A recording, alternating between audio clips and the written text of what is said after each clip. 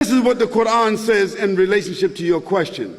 Say that He, the Creator, is absolutely one. One whom all depends while He depends upon none. He begets not, nor is He begotten. And there is none in the creation that has any similitude to Him. This denies several things. One, if He's absolutely one, it doesn't mean the number one. That He is one, above the creation, and one single God. Not divided, no family, no board of trustees, no advisors, no lawyer, no bookkeeper, no company,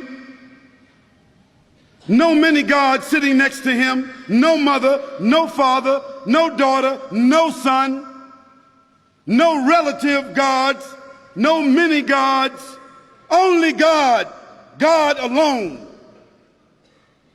That's what God has always said, and that's what Jesus said. The greatest commandment is the first of the commandments. Hear ye, O Israel, the Lord thy God is one, and thou shalt have no other gods along with Him, and thou shalt not worship anything in the heavens or the earth, or any graven images in the heavens and the earth, or in the sea below. Now, this is what the Quran sets forward as the statement of God. So let's set your friend aside and his alleged knowledge of the Arabic language or the Quran, and let's set aside your familiarity with him and your obvious unfamiliarity with the Quran.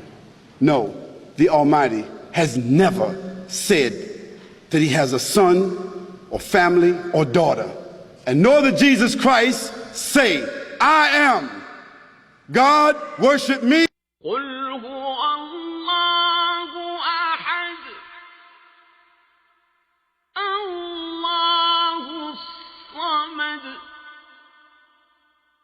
لم يلد ولم يولد